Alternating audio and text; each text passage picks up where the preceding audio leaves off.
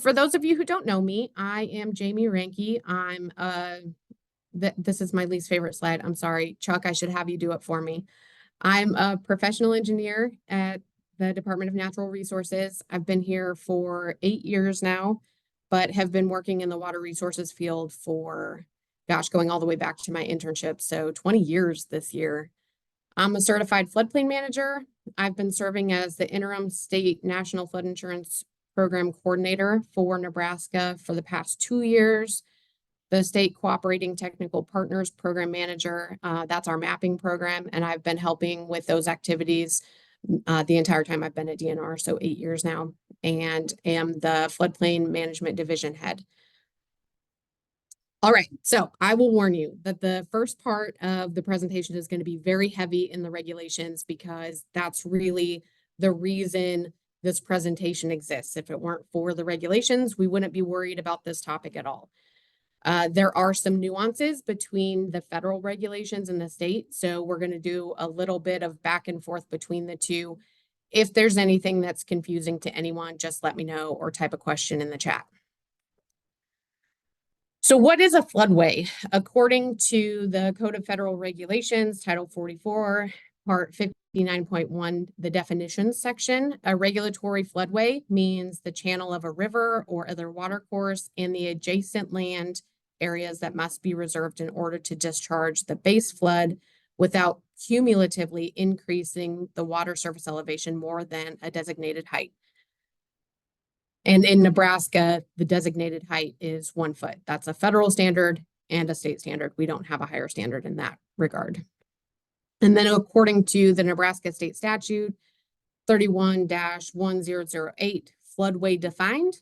Floodway shall mean the channel of a watercourse or drainway and the adjacent land areas that are necessary to be reserved in order to discharge the base flood without cumulatively increasing the water surface elevation more than a reasonable height as designated by the department.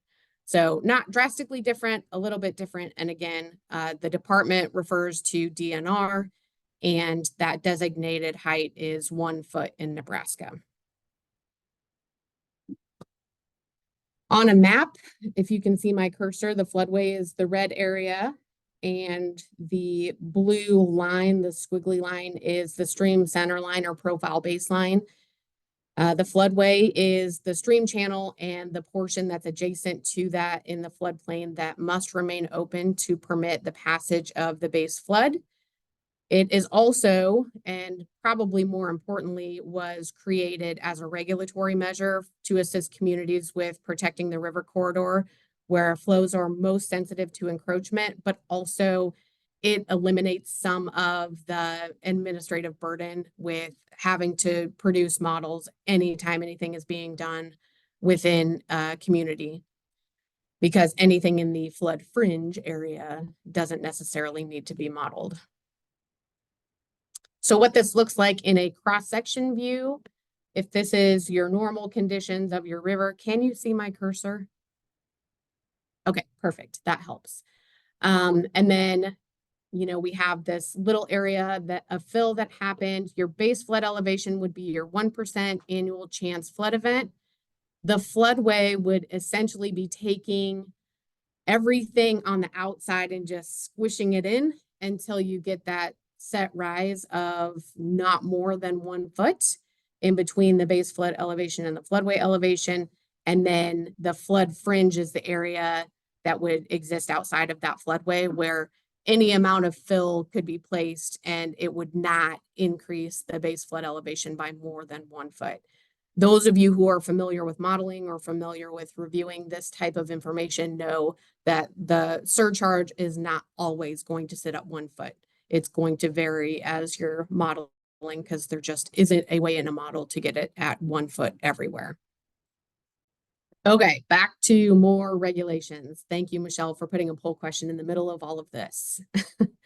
According to 44 CFR 60.3 D3, the communities shall prohibit encroachments, including fill, new construction, substantial improvements, and other development within the adopted regulatory floodway, unless it has been demonstrated through hydrologic and hydraulic analyses performed in accordance with standard engineering practice that the proposed encroachment would not result in any increase in flood elevations within the community during the occurrence of the base flood discharge. A lot of words. It's a little different than the state regulatory requirements, and these are identified in the Nebraska Administrative Code, Title 455, Chapter 1, Rules and Regulations Concerning Minimum Standards for Floodplain Management Programs, commonly referred to as the state minimum standards, available in the digital desk reference on our website.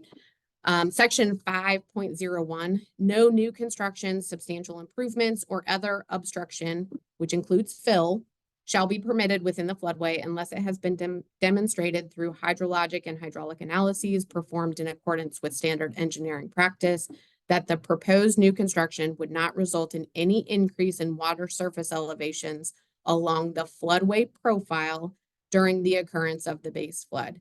So a little bit of difference in how they're worded. They're really asking for the same thing. Both can be shown through modeling. And when we talk about standard engineering practice, typically for these types of analyses, it's going to be done in a program called HECRAS. However, it can be performed in other programs, but it must be on the FEMA approved models list. And there are some other requirements that we'll get into in a little bit. And we were going to talk a little bit today too, not just about no rise, but we were going to cover some of the less than 1 foot rise. Chuck says that he gets a lot of questions on that. We do get a lot of questions here about the rules on that, and they're a little less strict. And I think they're honestly a little harder to follow just because they are less strict. But according to 44 CFR 60.3 C10, the community shall require until a regulatory floodway is designated that no new construction, substantial improvements, or other development, including fill, shall be permitted within zones A1 through 30 and AE. Right now, it would just be zone A. We don't have A1 through 30. On the community's firm, unless it is demonstrated that the cumulative effect of the proposed development, when combined with all other existing and anticipated development, will not increase the water surface elevation of the base flood more than 1 foot at any point within the community.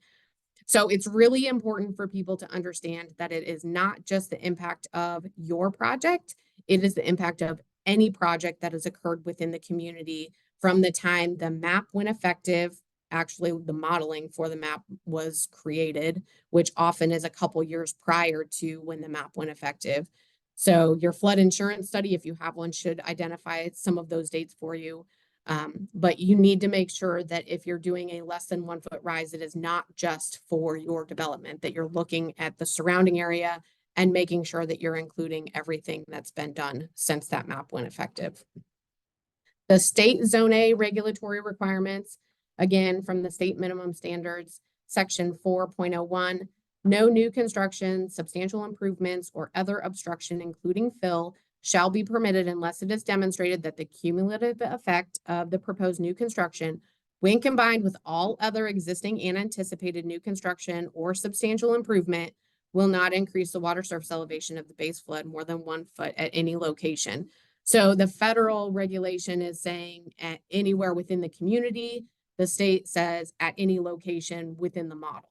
So a little bit of difference there. Just make sure that you're paying attention to the differences between the two if you're doing this type of analysis. So why does it matter? Why do we care about this? For one, of course, it's defined in the Code of Federal Regulations. It's identified in our state statutes and the Nebraska Administrative Code Title 455, State Minimum Standards. And it's also identified in your local floodplain management ordinance, and local floodplain management ordinance may have a higher standard established because the way that this program is set up, the federal government sets the regulation. A state can enforce or adopt higher standards, which Nebraska has done, and a local jurisdiction can adopt something that's higher than the state. They can't adopt anything that's less restrictive than the state, but they can have a higher standard than the state. Importantly for the community, for the people on the line that are doing these analyses, these procedures have to be enforced by a local community to maintain their status in the National Flood Insurance Program, which means that the community has to make sure they're following the rules to allow community members access to federally backed flood insurance, which is a big deal for a lot of communities in Nebraska. But the most important thing, and I think this should be the most important thing for all of us to consider, is that floodplain management protects the health and well-being of residents. We should all care about floodplain management and what's happening in communities, and not just from the perspective of, I don't want to do a map change, or I don't want to have to go through this painful process. It should really be about what is best for the community. We need to have a community that has the best flood risk information that's on a map. And I know that we have a lot of aging maps out there. We're working on it. It just takes time. But we as a state should be working together to make sure that everyone knows their flood risk and is doing the best that we can to keep these maps accurate. So know the rules for floodways. If you are going to be working in a floodway, it must be demonstrated through hydrologic and hydraulic analyses performed in accordance with standard engineering practices. Again, that would be HEC-RAS in most instances. In our older maps, likely the effective model is going to be a HEC-2 model that would have to be converted to HEC-RAS. And then there's not really a great explanation of what FEMA wants to have happen in any of the regulations, or even in any of the mapping that we do. It's not clearly defined if you're just doing a small area, what needs to happen. So we always refer people to the MT2 revision request submittal checklist, or the MT2 instructions. It identifies the base or 1% annual chance flood elevation increase of greater than 0.00 foot as a result of the encroachment within a floodway would require that conditional letter of map revision.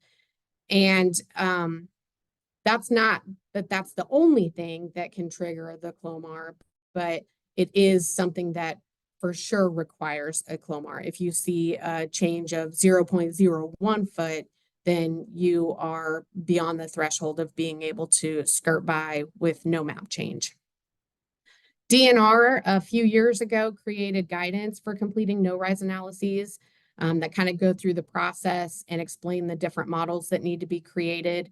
Those are available on our website, which Michelle has added to the chat. And it also will contain some information that should be useful for floodplain administrators in understanding what should be included with that submittal packet. So if you have a floodway, someone's doing work there and submits this no-rise, there are a certain number of documents that need to be submitted to you for review, but also that need to be retained on file. So if a FEMA audit is ever conducted, you have that proof that no rise was achieved, or that if it wasn't, you pursued a letter of map change, the conditional letter of map change, followed by the letter of map change after construction. Per 44 CFR 65.12, the developer or community must submit for and receive approval for a CLOMAR prior to any activity occurring if the modeling shows an increase in base flood elevations, a change in the floodway delineation or encouragement stations, or a change in hydrology. Essentially, if you are doing a no-rise analysis and you are changing something that's outside the definition of what FEMA says that you can change, or you're making changes just to get the model to do what you want it to do, that's going to be a map change, because there are limitations on what can be changed in a model when you're going through this process. You can't just change something to get the result that you want. It has to be documented why that change is occurring. And any of these items where you're changing the encroachment stations to change the shape of a floodway or changing hydrology to get a different result, that's not meeting the intent of a no-rise. That's a map change. So it's important for communities to understand that and know that DNR is always here to help answer questions on that, because it is really confusing. Per 44 CFR 65.7 C2I, if a floodway change is proposed, The original hydraulic computer model used to develop the established base flood elevations must be modified to include all encroachments that have occurred in the floodplain since the existing floodway was developed. And this is something that I wanted to put in here because it's very important, and I get this question all the time. Do I have to use the effective model? And my question back to anyone that asks that question is, how would you show if you're making a change to the effective information if you're not starting with the effective information? So if you can't find the effective model, reach out to our office. If we don't have it, maybe the community has it. And if not, then you have to order it from FEMA. I understand that it's a painful process. There is sometimes a cost associated with it, but it is the most important part of this process, is making sure that you're starting with the data that's on the map already. If that original hydraulic computer model is not available, an alternate hydraulic computer model may be used, provided that the alternate model has been calibrated to reproduce the original water surface profile of the original hydraulic computer model. Meaning that it has to be within, all of those cross sections have to be calibrated so that they're within half a foot. And if it's a paper output model of HEC2, there are ways that you can get that into HEC-RAS, and generally speaking, outside of bridge areas, you can get it within that half-foot calibration, and then you move through the rest of the modeling process as defined in the MT2 forms. But that alternate model then goes through that process to modify and include any encroachments or development that's occurred since the floodway was placed on the map.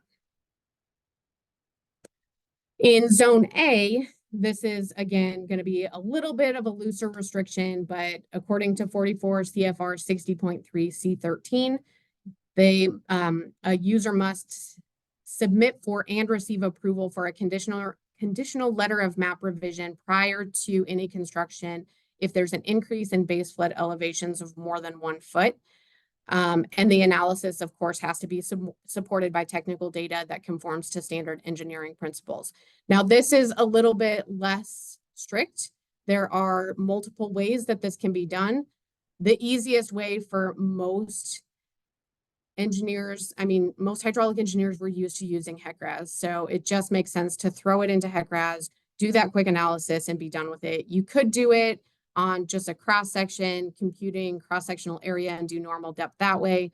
But honestly, HEC-RAS is pretty easy to just put something together. So it's my preference is that you have that. And then FEMA has something that's very easy to understand what the change will be. The other thing that is really important, it is not only if you're changing the base flood elevation, again, making sure that you're including all of the development that's happened since that map went effective, but also if the shape of the floodplain is changing significantly, that changes what the community has to do with floodplain management. And it's in the community's best interest to have the person submitting that information pursue a conditional letter of map change, followed by the letter of map revision after construction, because otherwise they're going to have inconsistency in what they're doing with floodplain management. They're not going to know whether someone needs to get a LOMA or not, or maybe they're requiring that someone get a LOMA that now is not in the floodplain. So if there's a pretty significant change that would show up on a firm panel, my recommendation is always to request that map change occur. We do have an article that talks about map changes that was published in our newsletter, almost 5 years ago. And Michelle will provide the link to that if anyone wants to read through, and then you can reach out to our office if you have any questions. When is a no-rise analysis required? So anytime work is being completed within the designated floodway, and it doesn't matter what type of work or the size of project or even a simple repair project, those all require that at least there is a no-rise certification document on file. Does not mean that you have to do modeling to support it. So a good example, when I was working in the consulting world, because of the type of funding that was tied to a project, we had to do no-rise certifications on paint striping. just because that was the requirement for the funding. And it was really easy to do it. You knew it wasn't going to cause a change in the water surface elevation. So you stamp it, sign it, and send it on its way. And even a lot of DOT projects, they'll do a mill fill with no grade raise. Those are really easy to just certify, saying there's not going to be any rise in the water surface elevation and walk away from. When you get into a more complex project, that's when you start to have those modeling requirements in the background, where fill is being placed or something is being actually placed in that will obstruct the flows in the area, where you would need to have cross sections that show the impact of that. So as this development is potentially occurring in your communities, you may have engineering firms working for developers that reach out to you. Floodplain administrators are going to be the first person that they reach out to, hopefully, because you have the knowledge and information related to those project areas and the study that's published on your firm panel. Ensure that the property owner or their engineer knows what's expected in a submittal. And again, you can refer to the no-rise procedures that we have at DNR, and I'll go through that list here in a minute too.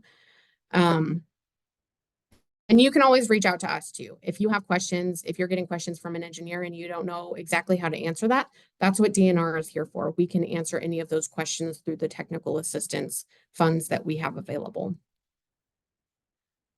The big thing for floodplain administrators to focus on is reviewing the submittal for completeness, making sure that everything that's outlined in those no-rise procedures has been submitted, and to verify that the project meets the requirements for permitting under your local ordinance. So again, if you get a no-rise certification that's a mill fill project, no grade change, and they've signed it, sealed it, everything looks good, I'd say that it's a pretty safe bet. You can approve that and you feel pretty comfortable with that. However, if it's a roadway project that's adding an entire lane and it's entirely in the floodplain, floodway, then you know that you're going to have to see some models that are tied to that, and there's going to be additional analyses that are required. So once you feel comfortable with the level of documentation and you understand the project, you approve the no-rise, like that mill fill project, or you request technical assistance from DNR. If you're getting into a situation that it's a really complex project that's been going on for years, in some case decades, and there's models that you just don't feel comfortable looking at, feel free to reach out to us. We can review any of those models. We do prefer that those requests come to us in writing, usually in the form of an email. It's easier for us to keep track of it, make sure it's getting assigned to staff, and track everything that way. We don't approve the no-rise. We don't approve the submittal. That is the floodplain administrator's responsibility, but we do determine whether the no-rise meets FEMA's requirements and that the documentation meets the requirements in the Code of Federal Regulations, the state regulations, and the local floodplain ordinance. We try to review these models as they come in within 20 working days of a complete submittal. And I say complete submittal because we do sometimes get some frustration from engineering firms that are working on these, where we find something is missing and send it back after, maybe 10 working days have gone past and we realize something is missing. We don't review anything until we have a full submittal, but it might take us 10 days to actually look at the submittal to find that out. So we'll send it back to you, but we will get through it eventually. It sometimes takes a couple of iterations. We would love to be able to provide these instantaneously, but often they are pretty complicated modeling scenarios using old data. And this is not the staff at DNR. This is not our full-time job to do the technical assistance. We have mapping staff that do these reviews for us, but they are responsible for doing FEMA mapping through our CTP program. So when these come in, our workload doesn't always allow us to just drop everything and review them. So we do provide this 20 working days. We work very hard to make sure that we hit that mark, but we have to allow ourselves some flexibility to be able to turn those around to you. So the requirements of that submittal, again, the analysis must be based on the effective information, which is reflected on the firm panels. It must be supported by technical data or an explanation of why that hydraulic analysis is not required. And in areas that have draft data, or maybe we have preliminary flood insurance rate maps available, you can use those, but only if they're more restrictive than the effective information. And when it comes to the floodway, you're still probably going to use both, especially in the case where there's preliminary data that you know is going to end up on a firm panel. It might be a few years out, but you have to regulate off of the effective information. But if you have preliminary data that's moving through the regulatory process to become an effective map, it's best for the community to have an engineer look at both to make sure that it's meeting the intent of both. For the submittal, you should have a copy of all models associated with the study, the firm and topographic work maps, and these can look a little different now than they used to. Back in the day that I was doing this, it was contour maps and drawing lines in CAD on a firm panel. We just want to know what the changes look like. And if you can mark up a firm panel, that's really easy for us to see. It doesn't necessarily have to be the firm panel now that everything that FEMA does has GIS files tied to them. Just something so that we understand what the changes are and what topography changes are being included in the project. Project narrative, clearly stating the analysis procedures and the source of the topographic data. This is really important for us. We will not understand the project. The community will not understand the project if that project narrative is not detailed enough. Effective floodway data table from the FIS. If it's a 2D study, this is obviously not going to be the case, but if there are changes to a floodway data table in a 1D study, there would have to be a copy of any of the changes that are being made to that floodway data table. Cross-section plots for existing and proposed, just to show, again, the changes that are being incorporated in the model and highlighting that it was looked at in detail. If there were structures that needed to have a boundary survey, include those in with the submittal if it's applicable. And then lastly, the no-rise certification if it was a floodway analysis. If it was a less than 1 foot rise analysis, it should still be signed because there was engineering work that went into it, but it doesn't need to have that no-rise certification like the floodway work does. And some tips for getting this through review, especially if you're going to be reaching out to DNR to have that technical assistance provided. Make sure that the information is organized. As a floodplain administrator, I think it's pretty easy for you to know if something is submitted in a form that is going to make sense. And if it doesn't make sense to you, it isn't going to make sense to us. So just make sure that the engineer or whoever is submitting it gets you the information that you need. Make sure all of the hydraulic models are labeled and in a way that makes sense.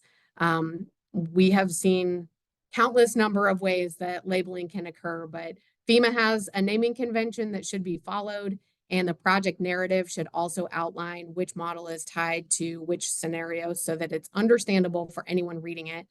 Because the other important piece is, as we've talked about, you have to cumulatively track change.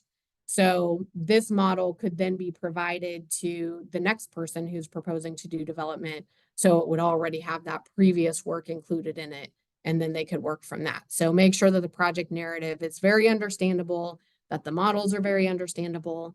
The work map should show vertical tie-ins, the floodplain boundary, the floodway boundary, and then any natural features that just help identify what's going on with the development. And then, of course, us nerdy engineers, we love our comparison tables that show whether no rise was achieved. Those can be directly from HECRAS. Often we'll see them copied into Excel so that you can easily do the calculation to see if all of the cross sections are meeting no rise or not. Just make sure that everything is labeled and it's very clear what's happening, and that the narrative follows the modeling and vice versa. So for the work maps, we want to see the floodplain floodway boundaries any changes to the topography. So if the old study was based on a quad map and this study is being revised using LiDAR, we want to know that. We want to know the year of the LiDAR, and we want to see that reflected in cross sections. So the effective would show what's in the model today, but the proposed would then show that update to LiDAR data. And then make sure that the locations and labels are included. And we need to know the site location and any existing proposed features or structures that are a part of that.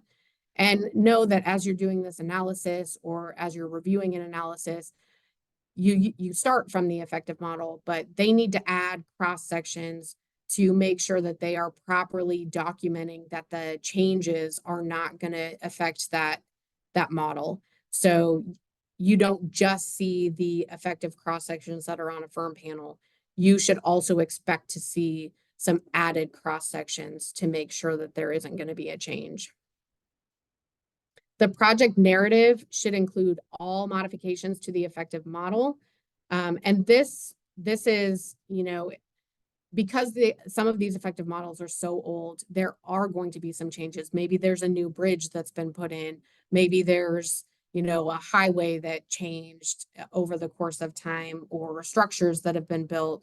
All of those should be included in this process that we go through with duplicate effective, corrected effective, and existing proposed.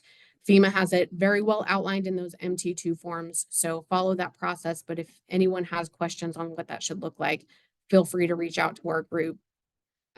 Provide the source of the additional information, whether it's the cross-section topography, if you made changes, or if there were changes to Manning's N values, there needs to be justification for it. And then a detailed description of the methodology, any issues that were encountered, and again, those comparison tables. So basically just kind of walking through the steps to update that model. It's much easier if it's outlined in a narrative than if the reviewer has to go looking through a model to find what changes have been made. And whether that reviewer is a floodplain administrator or DNR, either one. The cross-section plots should have the project area, plus those, the effective cross-sections in the project area, plus any additional cross-sections that were added to model the project impact. And if your judgment as a floodplain administrator is there aren't enough cross-sections to adequately show that, you can send it back and have them add more. We certainly have sent back models to have cross-sections added because we didn't feel that it was adequate for what was being proposed. Make sure that you label the features or that the features and changes are labeled and elevations are provided so that it's easy to see if any water surface elevations or anything have changed.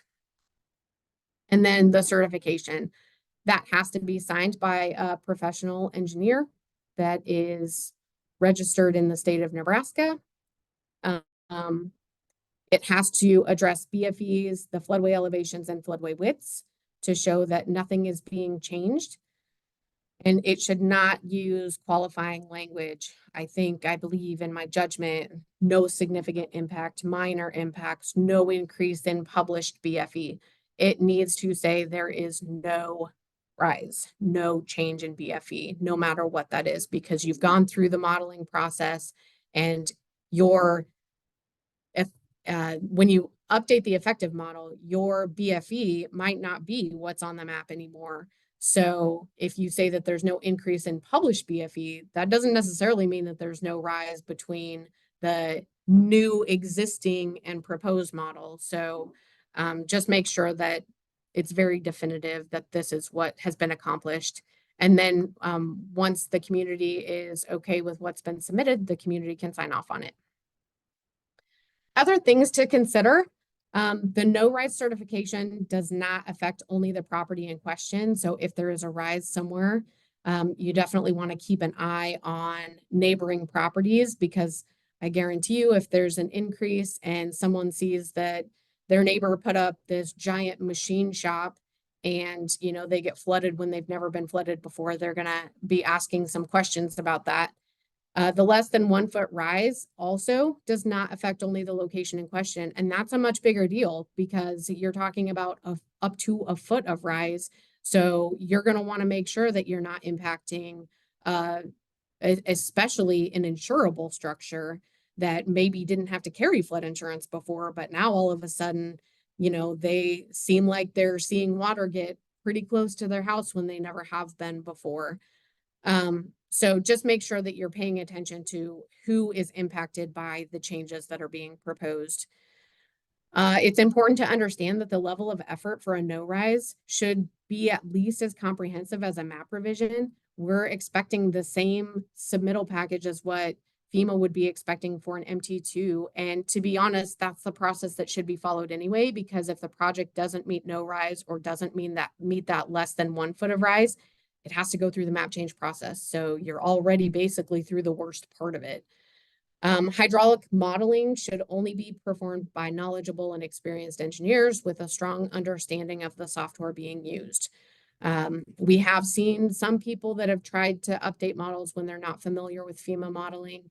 They can reach out to us. We answer questions on hydraulic models all the time. So we're here to help and not to hinder progress in communities.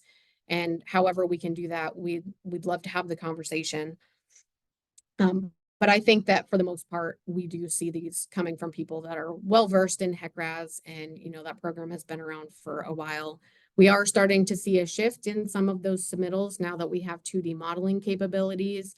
And that is something that likely will be covered in a future virtual webinar, but we don't have that pulled together yet. Okay, we made it. Does anyone have any questions?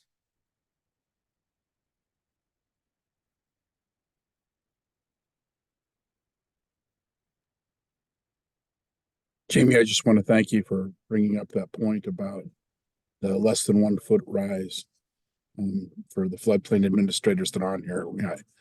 With many of you, we've talked, but a lot of times it might be less than 1 foot of rise, which means you could permit it, but it's always wise to take a look at that map and see if there are red flags right in the area. How is this going to affect adjacent properties or your community's infrastructure? Even if it's 0.3 of a foot, is there potential for a problem that might get you in trouble if you sign a permit and allow them to do it? Anyway, thanks for covering it. Mm-hmm. Tim, I see your question that you are given a FEMA flow chart that shows if the effective model is only available in HEC2 PDF, that you can skip straight to existing conditions without having to duplicate and calibrate to the effective model from scratch. I believe that's correct. That is a very new change, and we haven't actually seen anything submitted in our office indicating that people are doing that yet. I still am skeptical that we can skip all the way to existing conditions, because there very clearly should be a way to match the existing map. And I feel like if we're not doing that, then it should be a map change if it's drastically different. But I certainly am going to look through. FEMA gave a presentation here. It was before the holidays that kind of went through this. And especially when it gets to regulating with 2D modeling. And that's really where they were speaking from. So there will be more coming on this and what DNR stance is going to be on it. But if FEMA is requiring that, then I'll pull it up. I just don't really understand how you can achieve no rise on an effective map if you're not doing modeling from something that's at least comparing something to that map. And from working with the MT2 group, my understanding is that they look at it the same way, but we are going to do some additional training coming up on regulating using 2D modeling now that we're switching into that. And FEMA did do that no rise in a 2D model world, because you can't really compare the results of a 2D model to a 1D effective firm because it's not really comparing the same thing. So they did provide some guidance on how to do that, and we'll probably start doing some outreach related to that as well, especially as our group is moving into 2D modeling. And I actually can ask the source on the MT2 in a couple weeks. So I will get a definitive answer from FEMA on their stance.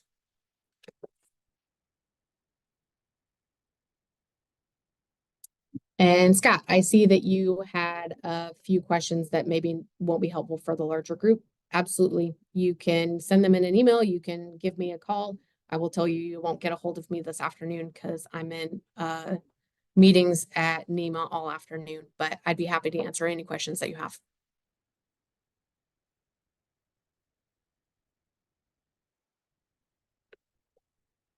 Okay, and William, a campground wanting to expand, it's in the floodway and already has a no-rise certification on existing property. DNR will review the new no-rise, but you will need to sign yes. That is how the process would go. They would submit a new no-rise with whatever the changes are for this new campground or whatever they're expanding, and we can review the modeling to make sure everything makes sense and meets FEMA requirements.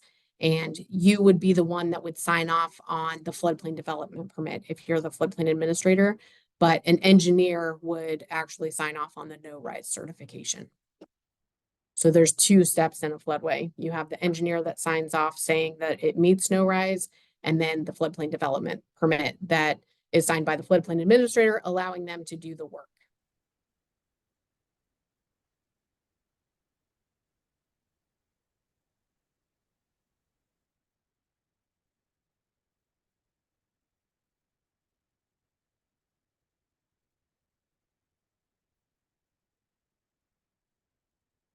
And I know we had a lot of consulting firms and engineers that are working for DOT or communities doing this work for them.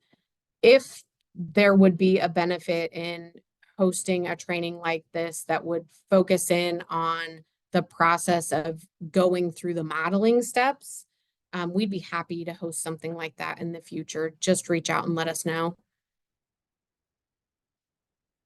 And Melissa, we have some rural properties that are building in new houses, which would require a permit for us.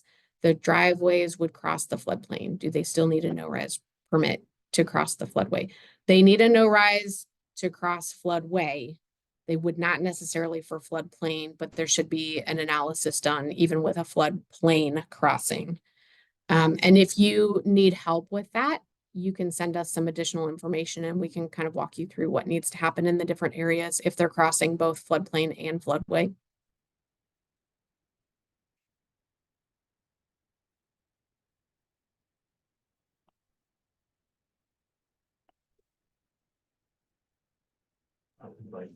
I want to add to that, if you don't mind, Jamie. Jamie's absolutely right. If it's going through the fringe, then nothing really needs to be done. If it's going through an A zone, you could go on ahead and say that it's an insignificant rise if there's no earthwork being done and the like, but it still has to be determined according to your ordinance that there isn't any rise. So you would need to write something and attach it, and so, a driveway is more than likely not going to cause the floodwaters to rise up a foot. And that puts a lot of liability on you. So even though the determination has to be done, it doesn't say it has to be done by an engineer. You might want it done by an engineer anyway. It just depends. Look for red flags. And it's important to note that that is the property owner's responsibility to get that information to you. It is not the floodplain administrator's responsibility to produce that documentation.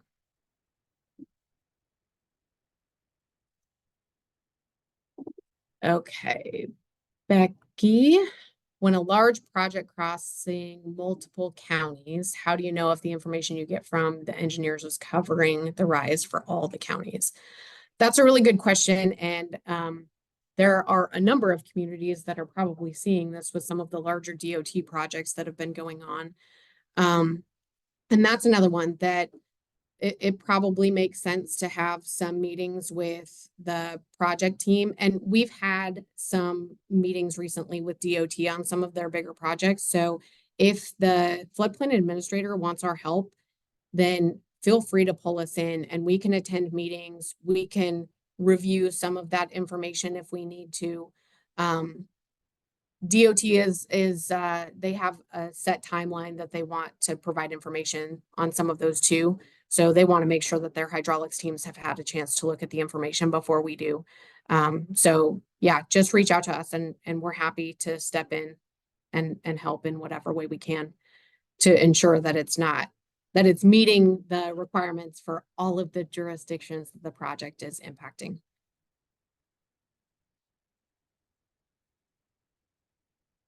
Because it does get really complicated, and some of those DOT projects even have multiple consultants that are working on different pieces too, which makes it even more confusing. Okay, Melissa.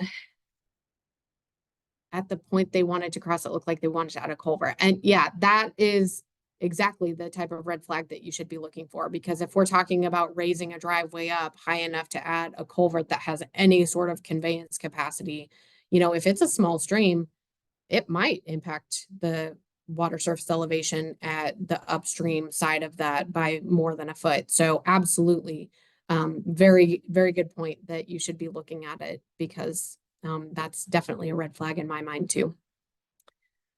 And Valerie, you had a question on an RV campground that said they could be in the floodway and floodplain and did not need to move every 180 days to not become permanent as you requested. They said they were permanent RVs in a campground in another town in Nebraska. You are right. They do have to move every 180 days. There should not be an RV park in Nebraska that allows permanent RVs. It is against all of the statutes, and it should be against the local floodplain ordinance, because FEMA and DNR review all of those before they're adopted. So if that is happening, it is a violation to their local ordinance and is an issue that DNR should follow up on. But you are correct. They do need to be movable. They can't have any sort of structures attached to them, a porch, deck, anything. They need to be readily removable in the event of a flood. And they do have to be moved out every 180 days.